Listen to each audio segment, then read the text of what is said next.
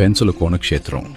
అహోబిలంలో స్తంభం నుండి ఉద్భవించిన జ్వాలా నరసింహస్వామి హిరణ్యకశపుడిని సంహరించిన తర్వాత ప్రహ్లాదుడికి పట్టాభిషేకం చేసి ఆ ప్రహ్లాదుని కోరిక మేరకు కొంతవరకు శాంతపడి ఉగ్రరూపంతో ఉన్న నరసింహస్వామి 9 జ్వాలలుగా ప్రవహించి అహోబిలం, సింహాచలం, మంగళగిరి, యాదగిరిగుట్ట, అంతర్వేది, కదిరి, మాలకొండ, నరసింహకొండ, చివరిగా పెంచలకోనలో 9వ జ్వాల పడటంతో నరసింహస్వామి ఈ ప్రాంతానికి రావడంతో అమ్మ చెంచులక్ష్మి రూపంలో ఈ ప్రదేశములో తిరుగుతూ స్వామికి కనిపించగా నరసింహస్వామి చెంచులక్ష్మీదేవిని పెళ్లి చేసుకోమని వెంటపడి చివరికి చెంచులక్ష్మీదేవిని పెళ్లికి ఒప్పించి చెంచురాజుకి కన్యాశుల్కంగా చెల్లించి చెంచులక్ష్మి అమ్మవారిని వివాహం చేసుకుని ఏకశిల రూపంలో పెనవేసుకుని వెలిశాడు.